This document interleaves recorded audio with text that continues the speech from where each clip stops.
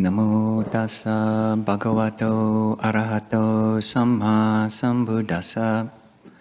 Namo tassa bhagavato arahato samma sambuddhassa. Namo tassa bhagavato arahato samma sambuddhassa. Buddhang dhammang sanghang namasami.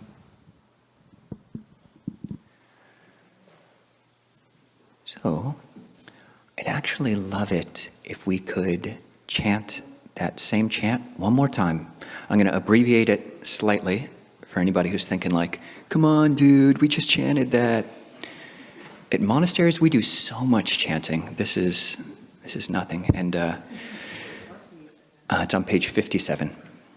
And this time, these are 10 subjects, and we won't do the part that says this should be reflected upon and again by one who has gone forth.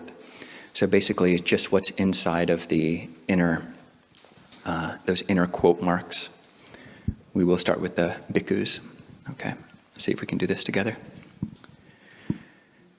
Bhikkhus, there are 10 dhammas which should be reflected upon again and again by one who has gone forth. What are these 10? I am no longer living according to worldly aims and values. My very life is sustained through the gifts of others. I should strive to abandon my former habit. Does regret over my conduct arise in my mind? Could my spiritual companions find fault with my conduct? All that is mine, beloved and pleasing, will become otherwise, will become separated from me. I am the owner of my karma, heir to my karma, born of my karma, related to my karma, abide supported by my karma. Whatever karma I shall do, for good or for ill, of that I will be the heir. The days and nights are relentlessly passing. How well am I spending my time? Do I delight in solitude or not? Has my practice borne fruit with freedom or insight, so that at the end of my life I need not feel ashamed when questioned by my spiritual companions? Bhikkhus, these are the 10 dhammas to be reflected upon again and again by one who has gone forth. Okay, well, I hope everybody loved that. And if you didn't love the whole thing, I hope you loved at least one sentence, or at least one word. Or if you didn't love any of it, then thank you for not leaving just yet. No, when you come to a monastery in our tradition, we all use the same chanting books, and they use the same chanting book at Aloka Vihara. And we'll usually we're chanting from this chanting book every morning, every evening, and we pretty much have to memorize the chanting book. Just by default, you end up memorizing the chanting book within the first year, if not the first 6 months. And this one comes a little bit later because we don't chant it that often, and I can totally understand why. You know, every time, maybe not every time, but so much of the time when whoever was leading the chanting said, okay, turn to page 57, we're going to do the 10 subjects for frequent recollection, I would always think, oh, come on, you know, this, I love it myself, and it's great for monastics. All of these, we need to be, as monastics whose very life depends on the support of others, we need to be reflecting like this. It's a duty. But in our monasteries, we also have lay people visiting who maybe it's their first little foray into Buddhism. Basically, they just came for the meditation, and then we kind of, we're not charging anything, so they feel compelled to chant, and then we make them, chant something like this, and it can oftentimes seem a little bit much. But yeah, I think it's useful to look at the Pali and to take all 10 points as a whole, because that's how the Buddha taught it. So this does come up in the earliest strata of the Buddha's scriptures, and as you can see with this word bhikkhus, he is talking to the monastic community, but it really does have broader implications. And nowadays, if someone's giving a talk or doing a presentation, there's oftentimes advice, okay, just talk about 3 things, or just do 5 things. That's all people these days can handle. It's just 3 things, okay? The Buddha gave 10. So I do think people's memories, by and large, were a lot better than they are these days, when we've outsourced so much of our memory. But yeah, it is a set that the Buddha gave. And initially, so many of you will know that Ajahn Nisabo and I are both on our winter retreat. So we're 3 weeks into a 3-month time of stepping back and doing less outreach. We're answering emails less, and that's a real practice for Ajahn Nisabo. For me, I just love it. Ajahn Nisabo is an amazing emailer. But I delight in the solitude of not having to send emails.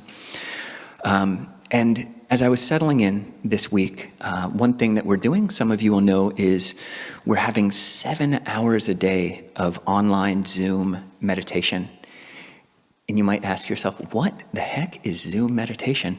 Well, Zoom meditation is just like a Zoom room, or just like meditation, except you combine the two.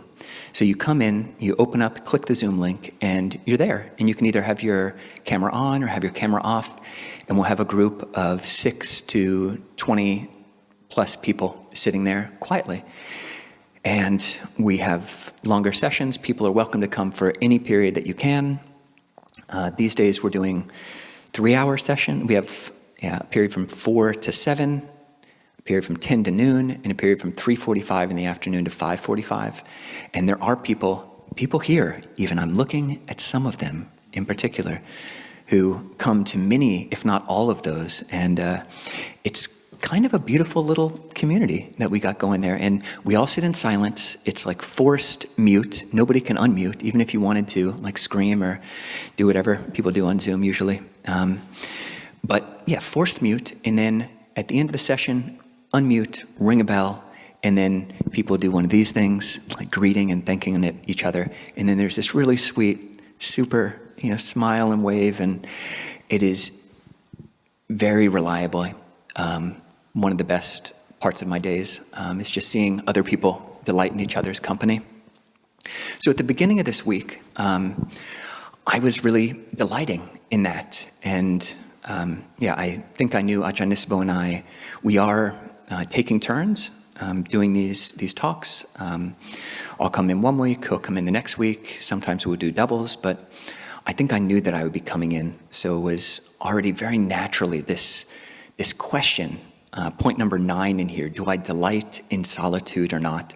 That was very naturally just coming up as a really useful question. And pretty much that was the main question that I was posing to myself from time to time in between meditations, or even in meditation. What does that mean? Kachinu kohang sunyagare abiramamiti. What does it mean? What is solitude? What does it mean to delight in solitude? And do I delight in solitude? Do I ever delight in solitude? Can I delight in solitude? Is that a desirable thing, to delight in solitude, when there's so much craziness going on in the world? Can I delight in solitude? Can I just sit down and my favorite non-Buddhist quote is from Pascal, and he said that all of humanity's problems stem from the inability to sit quietly in a room alone. And that's just a fascinating thing to think about. And so I was sitting with that most of the week, and I will definitely encourage people to look at that. look at that question. And then I think just yesterday was remembering an article which some people had referred us to in The Atlantic. It's called The Antisocial Century. The Antisocial Century. And it's making, I think, a really good point how a lot of people in society and different levels of society, different subcultures, are really becoming more and more isolated. One of the statistics of the many that are in that article is that most people are experiencing, say, a 5% decrease in the last, I think just the last 5 years or 10 years of human-to-human contact on a daily basis, 5% decrease in the amount of human contact that they have each day.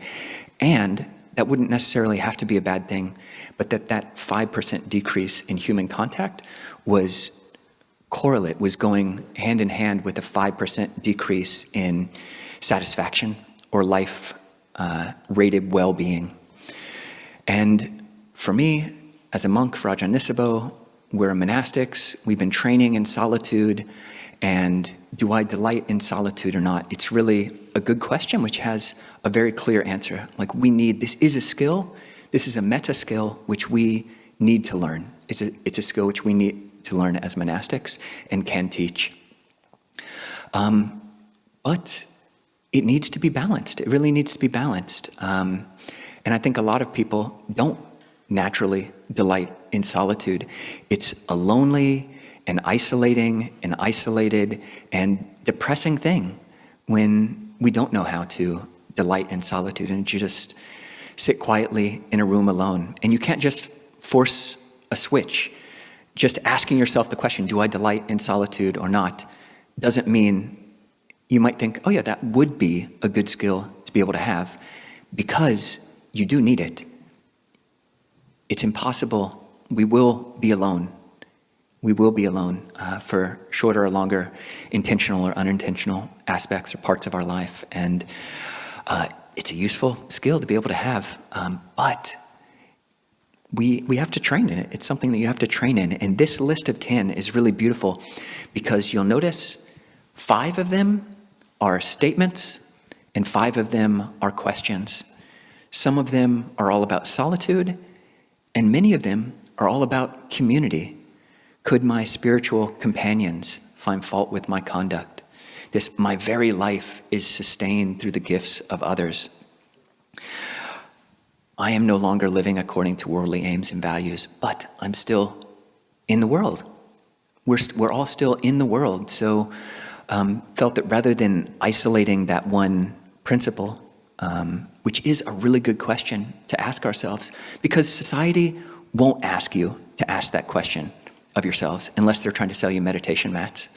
But all the rest, all the advertisements we see, all the celebrities we hear, everybody is just encouraging us to go out and to buy more and to spend more and just problematizing and being alone. Being alone is, they say, just inherently toxic or inherently lonely. So it is a good thing to reflect on. Can I delight in solitude? Can I just be alone?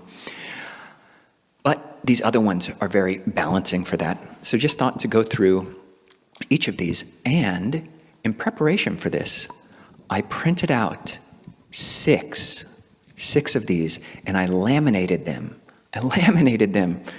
Everybody. And the first 6 people who would like one of these, this will make it much easier because you can't take these chanting books home yet. The whole thing is available free online. But the first 6 people who raise your hand, nice. All right, one, boom, boom, done. Sorry, everybody, too slow, didn't make it. I will give those 6 people one of these, and hopefully you can memorize this. In memorizing things really is a lost skill. But if you were outside of that 6, if you were number 7 or 8, please just come up afterwards, all those 6, and I'll give you one just after we have our questions and at the potluck time. And if you're number 7 or 8, or even anybody else, just let me know and I'll print out more and bring them next week or the following week for you. But it's a great thing, it's a great list to memorize because they're all counterintuitive and really countercultural reflections which lead in a direction of independence, not dependence, lead in a direction of freedom rather than being entangled. So, sorry, 7 and 8, but we'll get you later.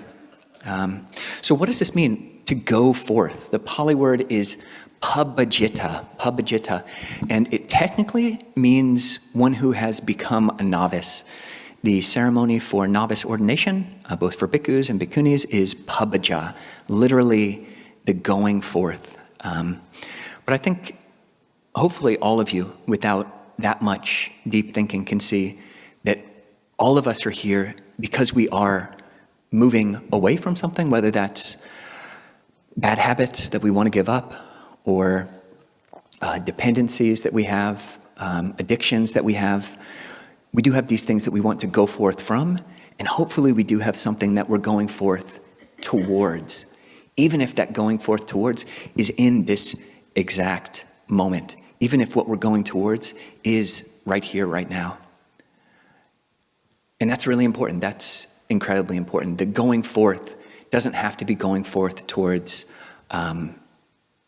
anything super exalted, although that is what point number 10 is talking about.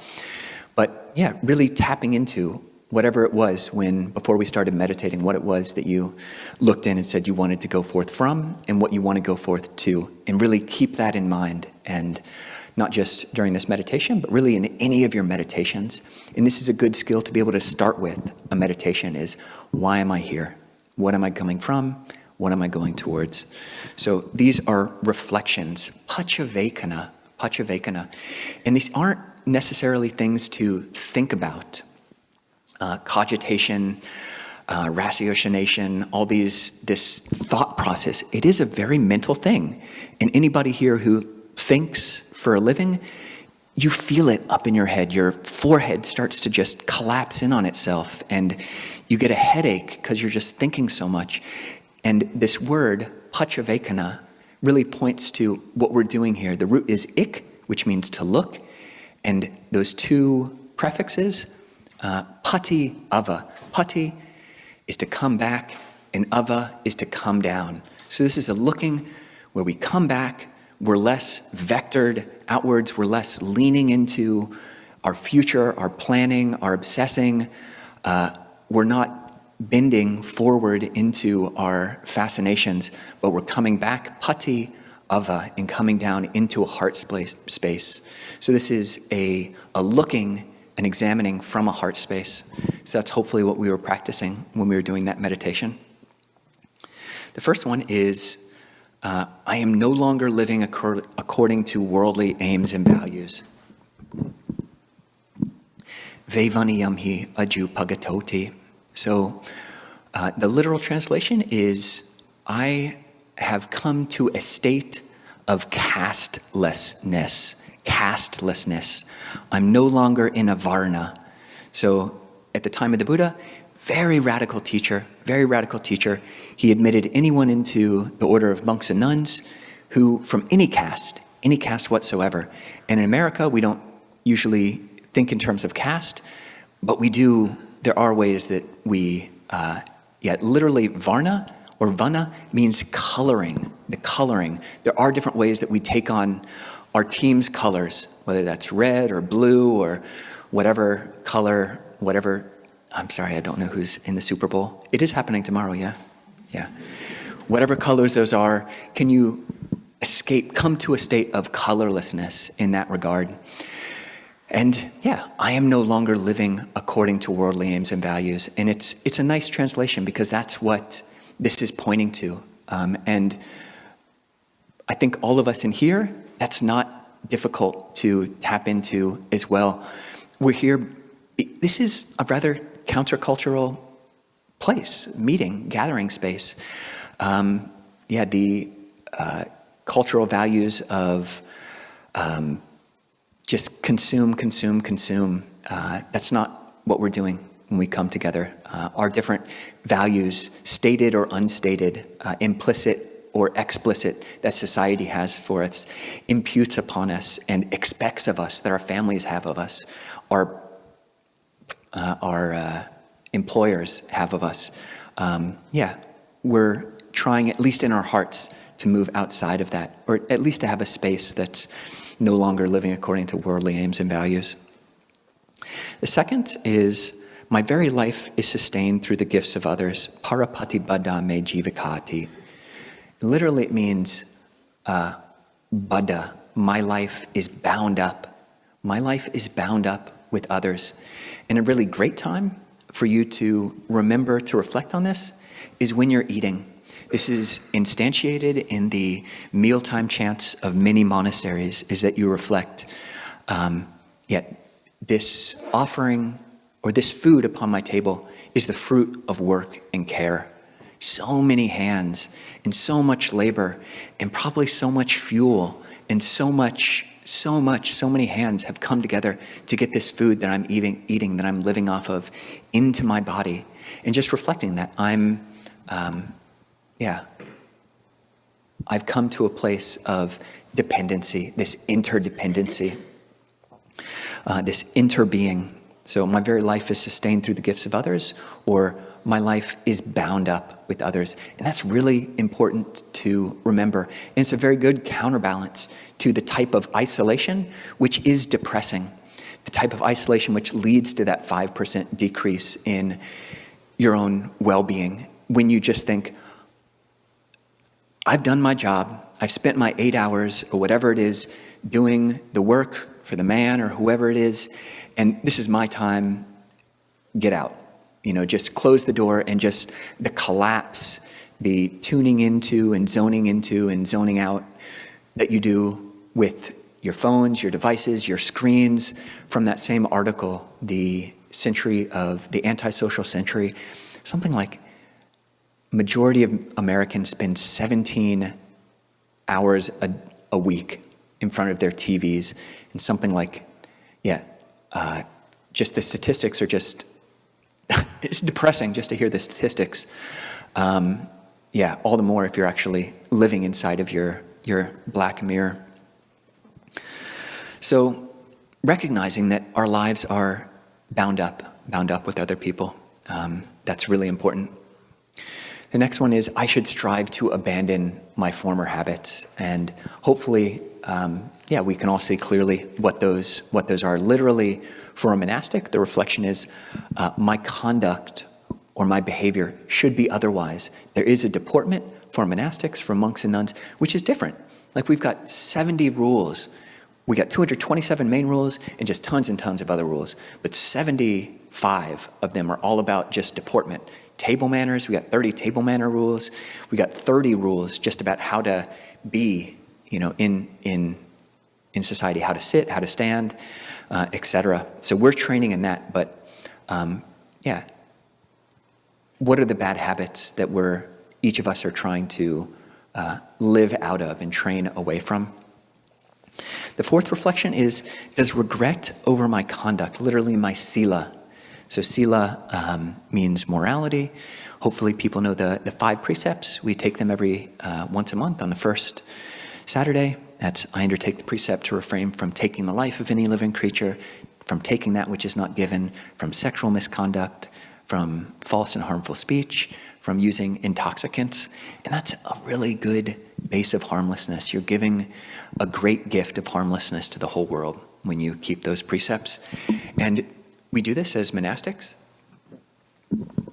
Every 2 weeks, we confess with our monastic brothers and sisters if we've broken any of these rules, if we've slipped up with our speech or whatever it is. And we do have this on our Discord server. People can find a confession buddy or just someone to talk about your precepts with. And I think many hundreds of people on our Discord server are doing that, have found someone to confess or talk about these different trainings, because they are trainings that we take on, and you can reflect on this again and again. The Buddha doesn't say how often, but how often would it be useful to look back at your day or at your morning or at your week or your past 2 weeks and say, oh, how was I with my speech? How was I with my actions, my kindness? So that's the fourth training. And the first question, before then we have 3 just statements. So ontological, the Buddha is stating, okay, these are reflections for people who've come into, a Dharma community, these reflections on how we exist in society. That's just how it is. And now we're getting to the questions which you ask yourself. And the next is, could my spiritual companions find fault with my conduct? And that's good. This points to friendship. It's not, we need to learn how to be alone, but we also need to learn how to be a good friend. And why? Because the reason we're not better at the things we want to be better in is often because we've got all these blind spots and we just don't see very clearly the ways that we're hurting our spouses and our friends and our coworkers. So having a good friend, and the words here are brahmacharya or vinyu. Vinyu means wise. So our wise companions, brahmacharya, those who are kind of walking this path with us, preferably people who are trying to train in these same things, maybe other people who are trying to train in the 5 precepts or the 8 precepts. So checking, could others find fault with my conduct? And then the next 2 are also part of the 5 subjects for frequent recollection, which is the very previous chant, which is on page 55. All that's mine, beloved and pleasing, will become otherwise, will become separated from me. Just this truth of separation, that is a fact of life. It's a resultant from anicca, the truth of change. Everything is changing and things are unpredictable. The next reflection is also from that 5 subjects of frequent recollection. I am the owner of my kamma, or karma. What is karma? Karma is action. I am the owner of my intentional actions, heir to my actions, born of my actions, abide supported by my actions. Whatever I do for good or for ill, of that I will be the heir. We are the results of our past actions and intentions in so many ways, and maybe all the ways that are most consequential. So reflecting on that and taking that radical self-responsibility is really important. And then the last 3 are all questions again. So this next, the days and nights are relentlessly passing. How well am I spending my time? Literally, the days and nights are coming up and falling down.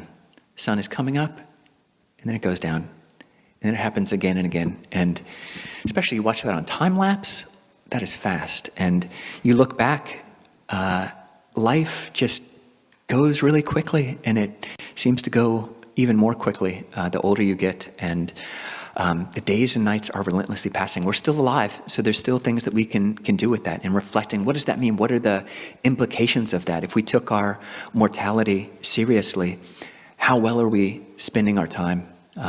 It's a good question, because it's fun to have fun, but you got to know how. And if you can find fun and enjoyment, if you can learn, as the next reflection say, do I delight in solitude?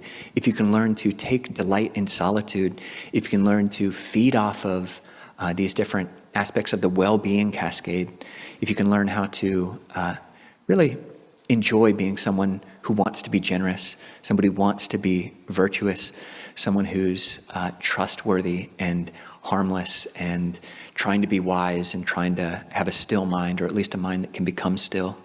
So this, do I delight in solitude or not? And you really do have to learn how to do that.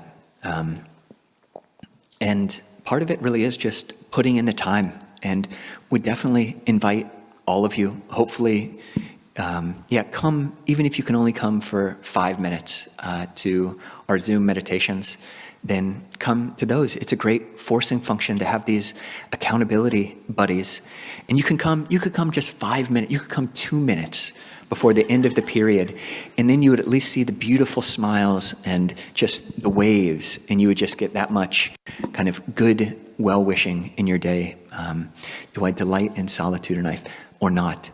And there's a lot of consequences if you ask yourself that question and then you try to sit down for 5 minutes and you realize, well, crap, no, I don't, I can't. And it's a really humbling it's really humbling, and it's a call to action, namely the action of just sitting down or practicing meditation and being more with the uncomfortability of just being by yourself.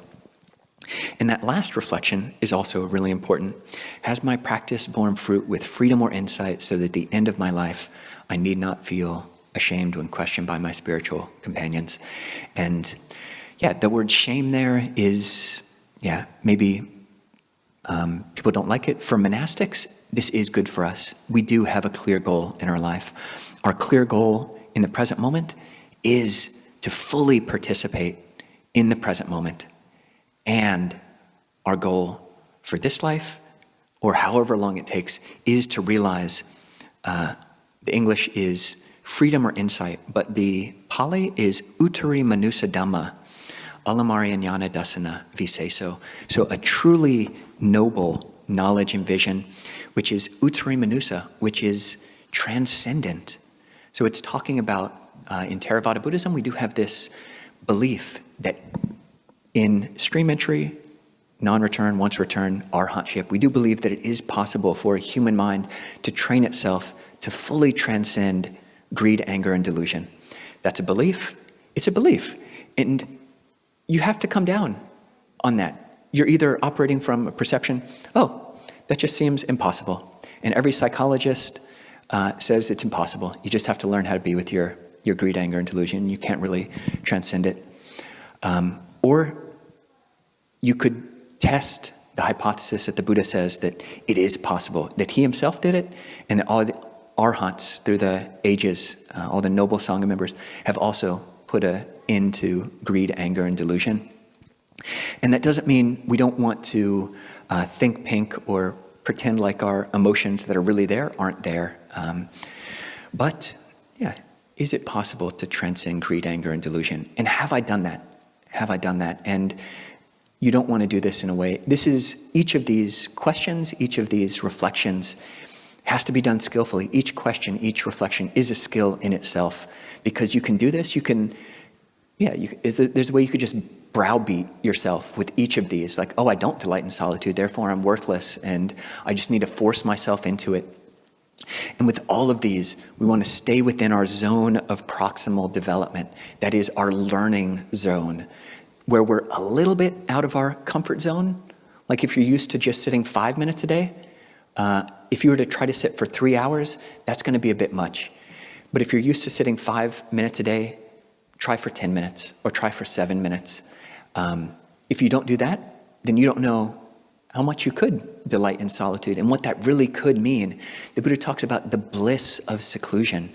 Meditators throughout the ages have talked about the rapture, the pleasure born of seclusion, the absolute just body-shaking, bone-cracking bliss that can come from meditation, from a still mind that doesn't have to go out, that can just sit here and be utterly content in a room by itself. I have a lot of mudita, and that means I rejoice in those 6 people who get these laminated cards. And for anybody else who wants one, just let me know and I'll take your name down and we'll get them to you next week. But leave the talk there and hope everybody can figure out ways to bring these reflections into your lives. Han Tamayang Tamakatha Sadhu Karang Tadamase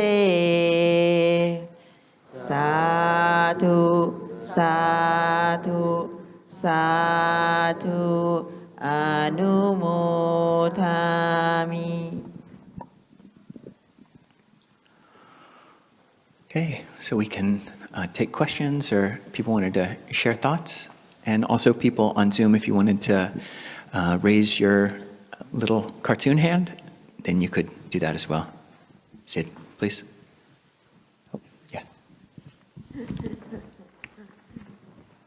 Ajahn, that was a very beautiful talk. I was asking a question for a person who's lazy like me, or maybe it might be useful for other people. What are the meditation end time every day? Thank you. That's hilarious. Morning and evening. That's hilarious. The end time is 7 o'clock. 7 o'clock in the morning, and noon, and 5:45 p.m. So feel free to come right at 6:58 if you want. So, yeah. Or 6:57. Push. Okay. Kurt. Oh, we got. What's that? Oh. Okay. Do you want to read it? Or maybe they can unmute? Ryan, could you unmute? Oh, yeah. Yep. Advice would you have someone who can't keep their eyes closed during meditation?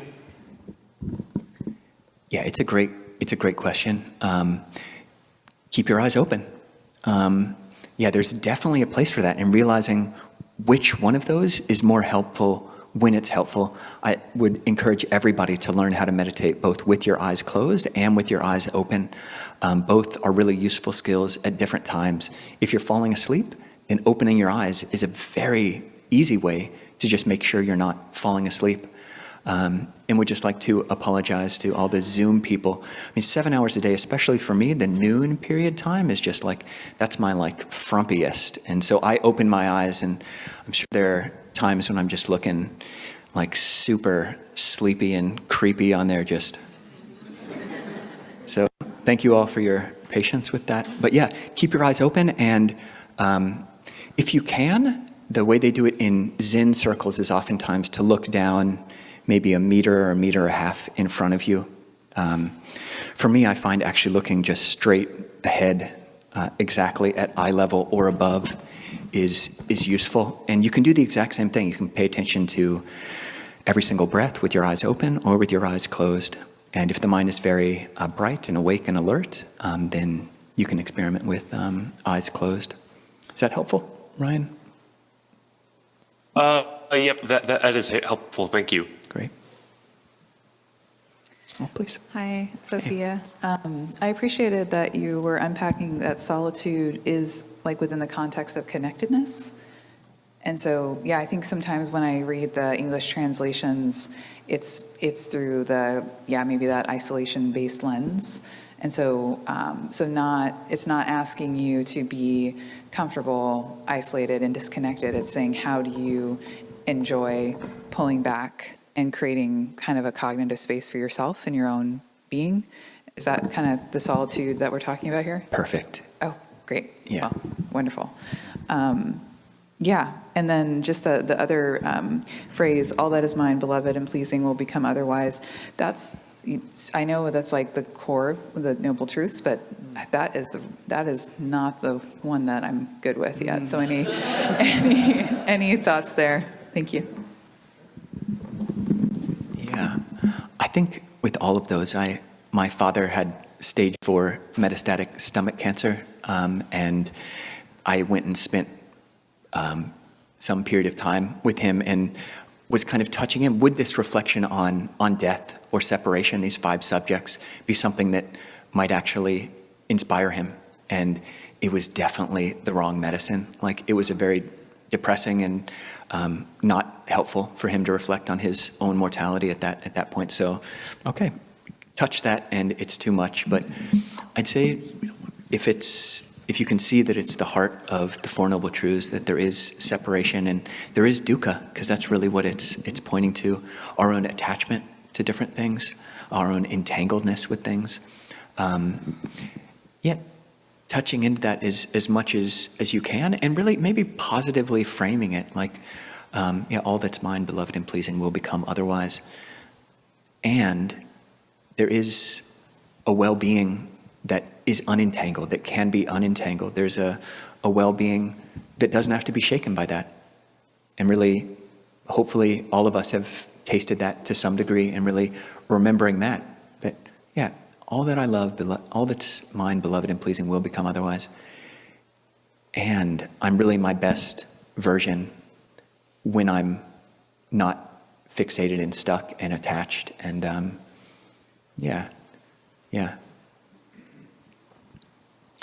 thank you for situating that.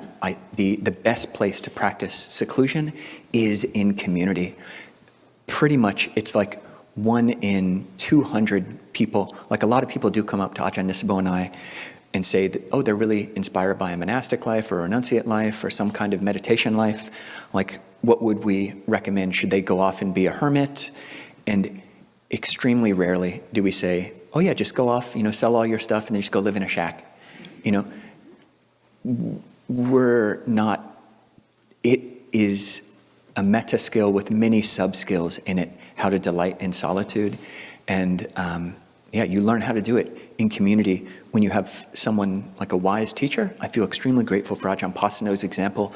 He'll just call you out. If I'm getting weird based on my seclusion, if I'm overly secluded, or he'll just call me out and, say, oh, I think you need to stop being, you need to come out and paint a door or something.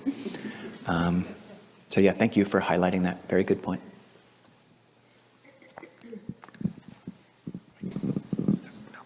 Is that Louis? I've been rolling around the word enchantment, and especially like right now for my life with the election, I'm very cool with being disenchanted with some parts of the world, and that's coming naturally. But then I also just noticed in your talk, it seems that you're, I'll just use the word enchanted with the sweetness of the presence of people meditating together. And so I had a little Kalyana Mitta pre-talk this morning, and we came down to the conclusion that it was attachment. That was the differentiator between the enchantment. You want enchantment with the wholesome versus, obviously my disenchantment has aversion to it in my first example. So if you could talk about the word enchantment, disenchantment, and that's it. Yeah, no, thank you, Louis. It's a very Buddhist word. You find it in a lot of texts, and it's usually a translation of nibbida, which in Bhikkhu Bodhi's earlier translations was translated as disgust, which is, that's pretty harsh. That's pretty harsh. So disenchantment does have, I remember I was translating that book, The Well-Being Cascade, and some of my classmates are like, I want to be enchanted, don't use this word disenchantment. I want to be enchanted with life and with I think this person was thinking of forest creatures, so enchanted with forest spirits or something. But in the Buddhist sense, it is the attachment which is problematic. And the Buddhist path really is, even though the Four Noble Truths are structured around dukkha, unsatisfactoriness, suffering, it is also a path of getting better at happiness, getting better in having more and more stable, lasting, harmless, generous basis for happiness. So being able to delight in the bliss of blamelessness, which comes from virtue, the bliss of seeing that you're a reliably generous person, the bliss of seclusion, the delight of being able to be alone.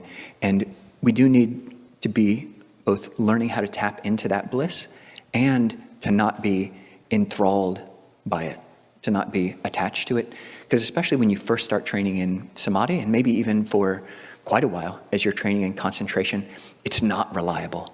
It's not reliable. You can't predict when's going to be a good sit and when it isn't. So you have to both learn how to breathe in a way, as the Buddha says in the 16 steps of breath meditation, to breathe in.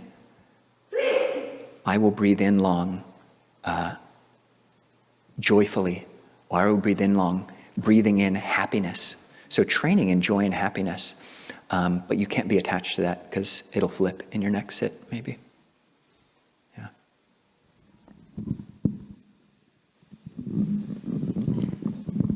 So I've been trying to understand kama or karma in the context of emptiness and soullessness. And so if karma doesn't follow a who into the next life, what does it follow, or how does it follow? Yeah, this is very important. The meaning of emptiness in Theravada Buddhism is empty of something, empty of a self. So searching when you sit down, taking that as a working hypothesis to look, okay, is this body myself? Are these thoughts myself? Are these feelings myself? So that's the emptiness. If I can't find a self that is reliable, that I can control. And what's not empty in a theravada setting is the law of karma. So like there is this predictability of the law of karma that, as they say in Thai, tam di dai di, tam chua dai chua, when you do good, from a good intention, that will lead to wholesome good results. And when you act from bad intentions, that will lead to painful results. And things can get mixed, but there is that fixed law of karma in a theravada, looking at things.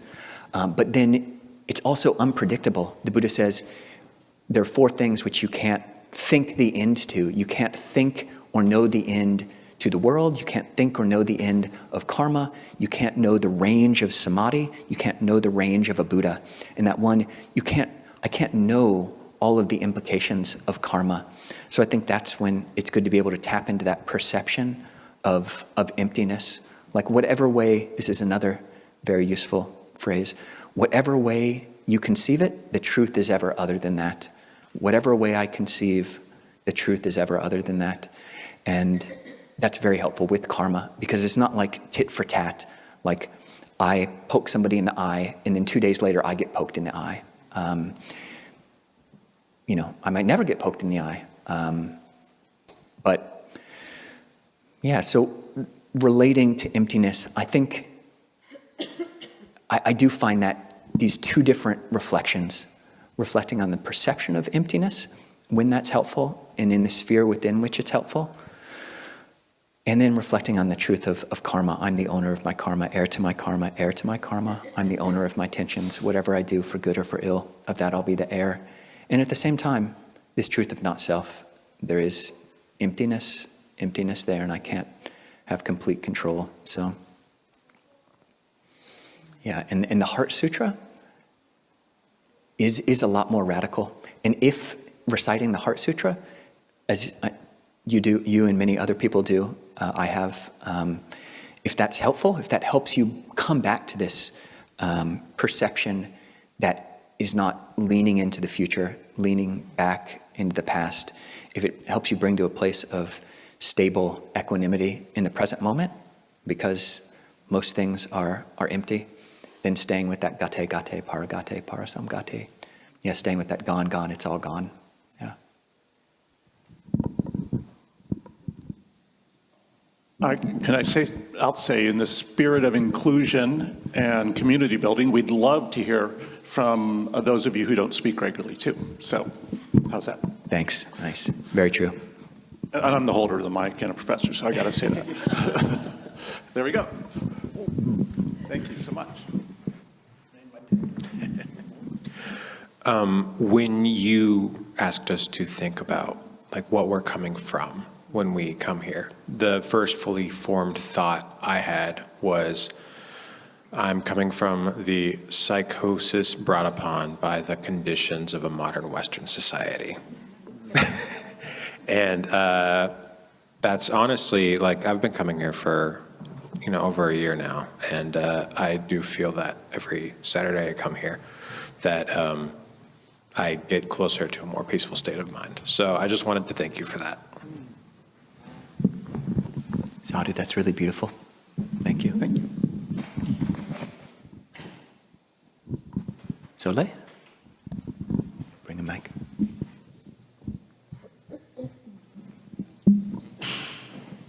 Blessings, blessings, blessings. Soleil here.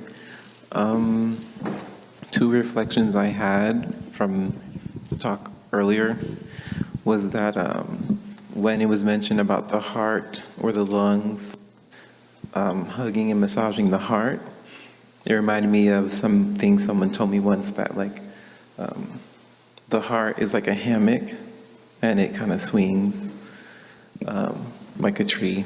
So that symbolism kind of made me think, oh, when I'm breathing, I'm helping my heart hammock sway. And then the second one was about the novice going forward, something about this PBS show called Nova, and also Nova kind of being like a Latin root word for sun. Yeah, so the Nove and the ice made me think of like, oh, I'm a little sun, maybe in the chilly ice of the universe, the cold galaxy and stuff, but I'm going forward to develop and gather more light or get closer to the bigger sun. So, yeah. Nice. That's really, thank you, both for the heart hammock and that reflection on Nova. Yeah, there is lots of connection with Pali and English, Latin, Greek as well. Like the word navaka in Pali means like we're newly in the monk's robe. Just one's first 5 years as a monk are called the novitiate or this navaka years. And that heart swing that reminded me, the name, what I wanted to call this coming into the heart and lung space is, this inflatable castle. Like you've got these little spires here, or the thoracic park. You're like in the thorax, and it's like Thoracic Park, and you're just like chilling there in the middle. Yeah. Maybe you have time for one question?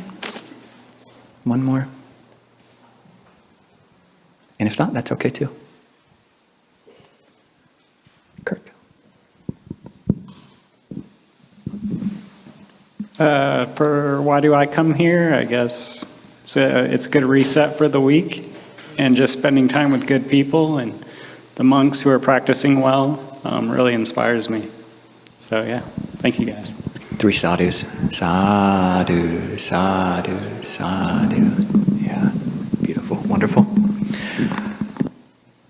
Yeah, so one thing we do at the end of these Saturdays, and so good to hear from everybody and wish we could hear more. So please, future weeks or on our Wednesday Zooms, please do always feel free to raise your hand and share with the group. It is a gift.